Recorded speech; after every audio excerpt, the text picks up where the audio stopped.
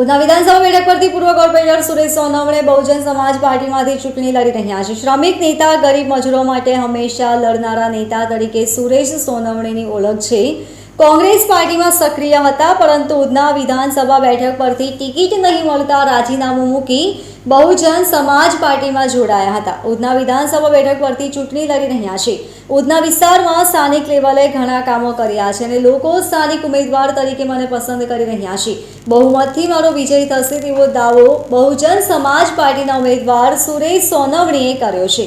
मैं कांग्रेस पार्टी से अपनी टिकट मांगी थी, मगर कांग्रेस पार्टी अपने जो मौलिक विचारधारा थी वो मौलिक विचारधारा से हटकर अभी मूढ़ीवादी और मनुवादी के जंगल में पूरी फंस गई है. इसलिए मेरी काम करने की पद्धति होने के बावजूद भी, एक्टिव वर्कर होने के बावजूद भी, माजी काउंसिलर होने के बावजूद भी मुझे एक झुपड़पट्टी में रहने वाला व्यक्ति समझकर नकारा गया और जो बंगले में रहता है पैसे पात्र व्यक्ति है श्री धनसुख भाई राजपूत साहब को टिकट दिए है. और इसीलिए हमारे समाज और हमारे कामदार वर्ग, दलित, मुस्लिम, ओबीसी माटी समाज के लोग हमारे पास आए और उन्होंने कहा कि आप चुनाव लड़ो, आप रात दिन लोगों के लिए काम करते हो और आप स्थानिक हो. उस स्थानिक मुद्दे पर मैं चुनाव लड़ रहा हूँ. मनु भाई फोगवा जो बीजेपी से है, पटेल, वो भी बाहर से, और हम स्थानिक होने के नाते सब जगह हमें बहुत सारा प्रतिसाद मिल रहा है.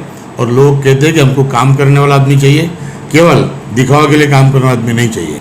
लोगों को मैं यही मैसेज दूंगा कि हम कोई वादे नहीं कर रहे, किसी प्रकार की प्रलोभन नहीं दे रहे.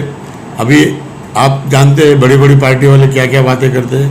2 करोड़ नौकरी की बात हुई, अच्छे दिन आने की बात हुई, 15 लाख आने की बात हुई, मगर बेकारी, बेरोजगारी, महंगाई दिन प्रतिदिन बढ़ती गई.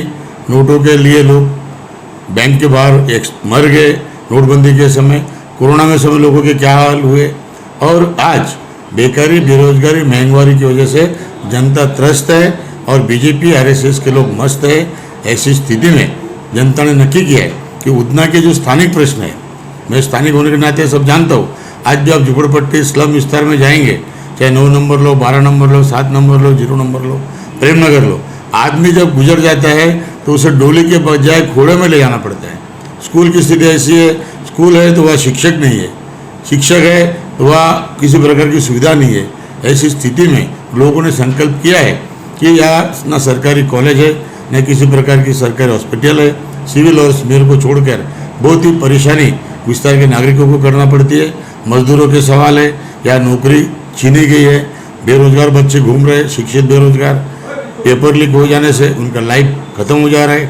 डबल इंजन की सरकार भय और भूख और भ्रष्टाचार के चंगुल में इतनी व्यस्त है कि आपने देखा होगा कि मोरबी का पुल जो टूट गया, 135 लोग उसमें आजाद हो गए और इनका पेट का पानी भी नहीं हिलता है. आखिर सुप्रीम कोर्ट ने कहा ये 4-4 लाख मुआवजा कम से कम 10 लाख रुपया दीजिए. उसमें भ्रष्टाचार का जीता जागता प्रश्न आपने देखा होगा कि घड़ी बनाने वाले को पुल बनाने का काम दे दिया है और जो गुनहगार को पकड़ने के बजाय सामान्य लोगों को पकड़ा जा रहा है. यह भी ऐसा ही है, अन्याय के खिलाफ लड़ने वाला जेल में जा रहा है, अन्याय के खिलाफ बोलने वाले को पाबंदी लग रही है. हिटलरशाही और संविधान को तोड़ने की बात हो रही है.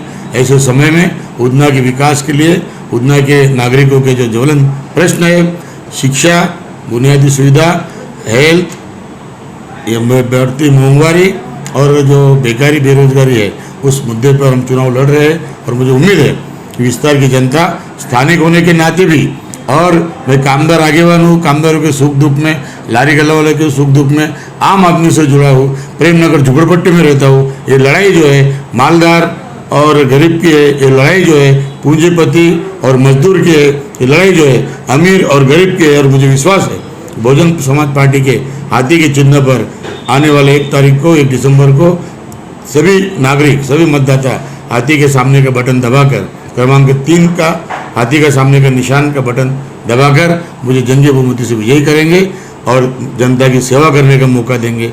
ऐसी मैं जाहिर अपील हमारे मतदाता को करता हूँ. जय हिंद, जय भीम, अस्सलाम वालेकुम, खुदा हाफिज, नमस्कार. Bureau report, LK star news, सूरत.